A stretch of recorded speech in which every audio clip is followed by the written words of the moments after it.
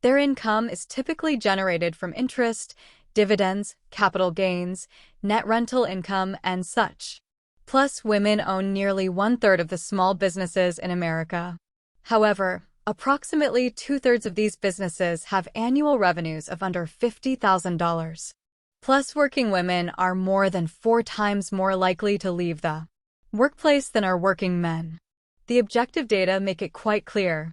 In America, the odds are against women earning high incomes.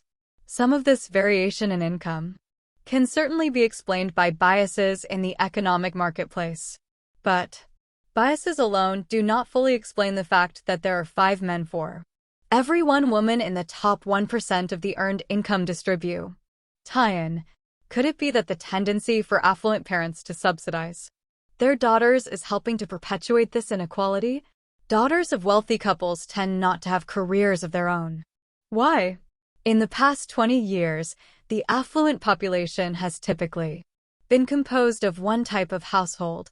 More than 80% have been married couples with children in which the wife did not work full time. What message did this send to the daughters of such couples? Simply stated, mother did not work and the marriage survived, so perhaps I should not work.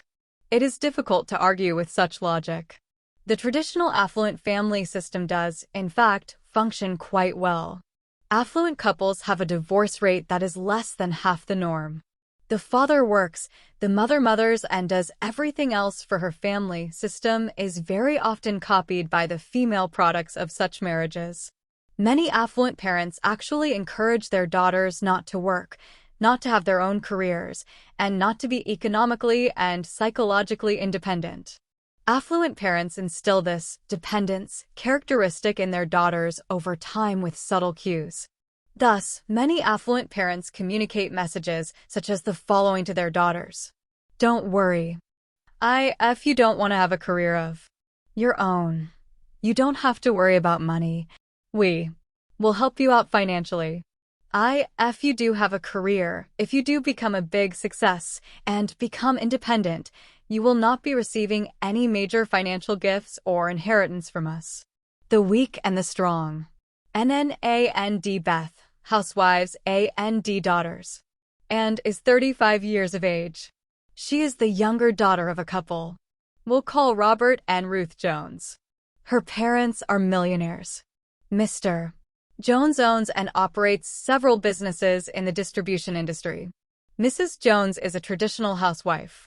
She never completed college and has never been employed outside the home. She is, however, active in several noble causes in her community. When her children were young, she served on the PDA. Her daughter and is very candid about her relationship with her parents. It would be so easy to take money from my parents for the house, for private school tuition. But it always comes with strings. My sister, Beth, age 37, learned that she does not lead her own life. She has learned that the dole comes with a price, do it mother's way, and understood the components of the parental control equation early on. When she was first married, she and her husband sought employment out of town. She insulated herself from her parents' influence by putting more than 1,000 miles between herself and them, and gave up her own career after her second child was born. But unlike her sister, Beth Ann never accepted economic outpatient care from her parents, and became sensitive to the real cost of being on the dole by observing her sister's experience. According to Ann, Beth and her family live in subsidized housing. Mr. and Mrs. Jones made a sizable down payment on Beth's home. They also dole out thousands of dollars to Beth each year for housing and other expenses. She receives $20,000 in cash from her parents every Christmas. Beth lives less than 2 miles from her parents. One of the proven ways that domineering parents control their adult children is by living close to them. And reports there is some confusion about home ownership between Beth and her parents. It seems that mother is always at Beth as invited or not. And mother was more involved with the choice of Beth's home than Beth was. Beth married and became a mother before completing college. She and her husband lived with her parents for 3 years after they were married. This gave her husband an opportunity to complete college. Neither worked, even part-time, during this period. Beth's husband completed college and accepted an administrative position with a regional corporation, but after less than 2 years his position was eliminated. He then accepted a position as vice president of administration in his father-in-law's business. According to Anne, the vice president of administration was a newly titled position. The former title was office manager, but as Anne explained, the job pays very well, and you should get a load of the splendid fringe benefit package. It is difficult under such conditions for Beth and her husband to develop much self-confidence.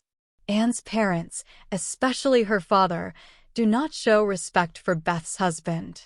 According to Anne, they always felt he was socially, economically, and intellectually Beth's inferior. They demonstrate much more respect for Anne's husband, who graduated with honors from a prestigious college and earned a master's degree with distinction at the age of 24. Robert and Ruth constantly tell their friends and relations of the great accomplishments of Anne's husband. Robert and Ruth rolled out the red carpet for Anne's future husband the first time he paid them a visit. They were very impressed with his academic credentials and reported that during this brief stay, Beth's husband, then a boarder with his in-laws, acted much like a waiter. Father-in-law Robert would direct his son-in-law to mix and serve drinks and snacks, for example. After several cocktails one evening, Robert referred to his son-in-law as a bozo, and her beau were shocked.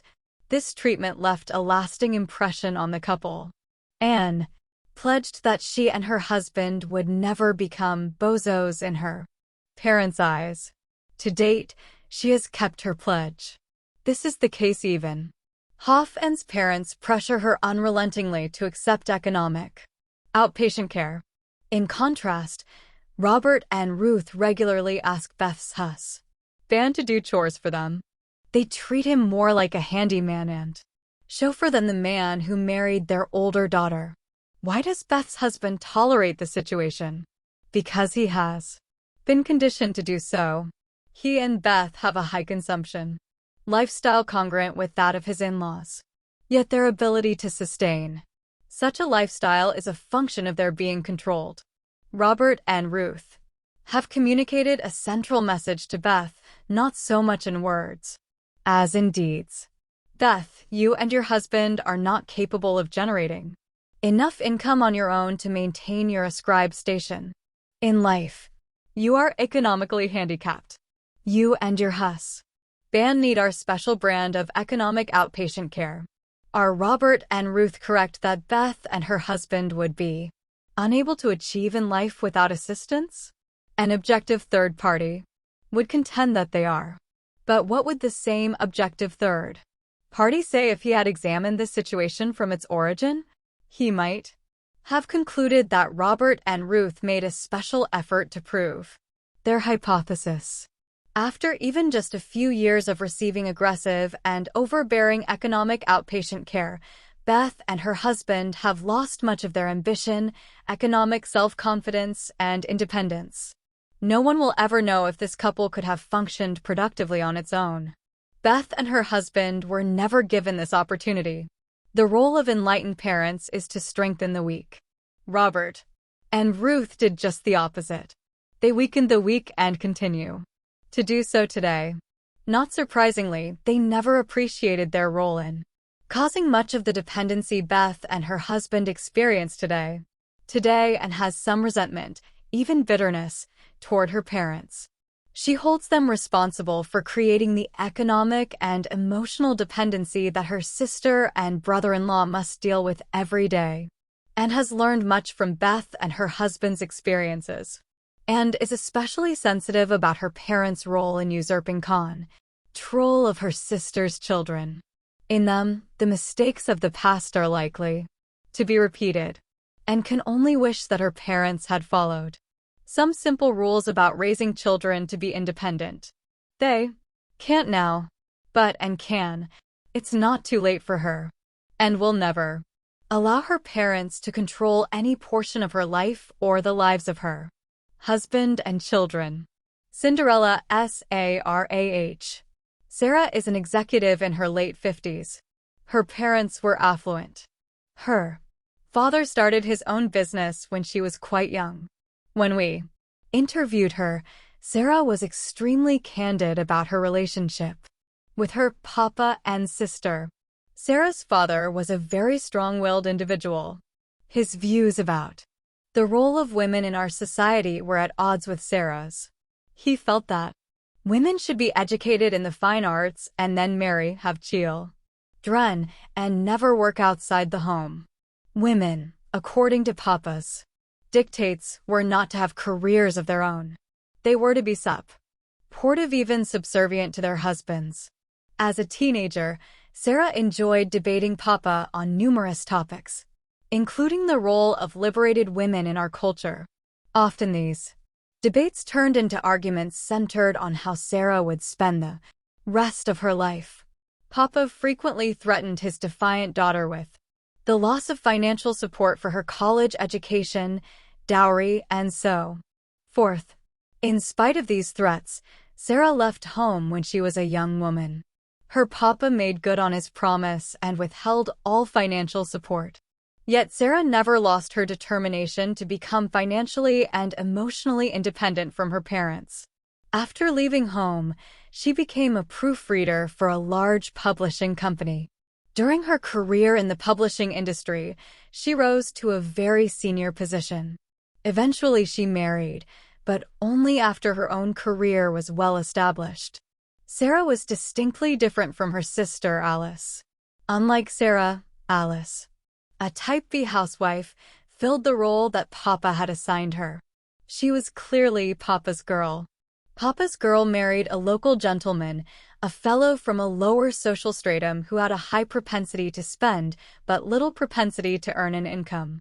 In light of this fact, Papa placed Alice, her low-income producing husband, and their 3 children on his own Specia 1 brand of financial outpatient care. Papa would never allow his favorite daughter to live in a home or neighborhood that was incongruent with his own upper-middle-class image. He heavily subsidized the purchase of a home and accessories for Alice and her family. Significant cash gifts and gifts of securities were bestowed upon Papa's girl annually. Given these liberal subsidies, one might predict that Papa's girl would have accumulated a considerable amount of wealth. In fact, she and her husband accumulated very little money during all the years they were on outpatient care. Their budgeting system was quite simple. Spend more than you earn and more than you receive in cash gifts. The balance will be absorbed by Papa. All during this time, Sarah, like many executives, see Table 6-4, received no outpatient care from Papa. Instead, she was punished for her audacity in violating the strict doctrines Papa had set for her. When Papa passed away, Alice received no more annual outpatient care, although his favorite daughter did receive the bulk of what was left of his wealth. Sarah received a much smaller amount. She was surprised that she received any part of her father's estate, especially since he had told her shortly before his death that she would receive a lot less than sister. In his mind, his liberated and very independent daughter had much less need for an inheritance than did her sister, a type B housewife. It did not take many years for Alice, the favorite daughter, and her husband to spend nearly all of Papa's money. Shortly thereafter, Alice passed away. How did her children survive? Their own father did not have enough income to maintain their upper-middle-class lifestyle. Who provided for them? Who paid for their college educations? None other than their aunt, the recipient of no outpatient care, the semi-disinherited Cinderella Sarah. During all the years her father had supported her sister, Sarah had never hardened or demonstrated any animosity toward Alice. Sarah never forgot to send a little gift to Alice on her birthdays. She never forgot to send Christmas and birthday presents to Alice's children. Sarah is, in fact, a very successful, independent, compassionate woman. Today, Sarah is a self-made millionaire. She is in charge of her own family's finances and is in the process of setting up trust funds for her sister's children and future grandchildren. Sarah feels this is important. Regarding Alice's daughters, she told us, they know nothing about money. How could they? Their role models were their parents, typical UAWs.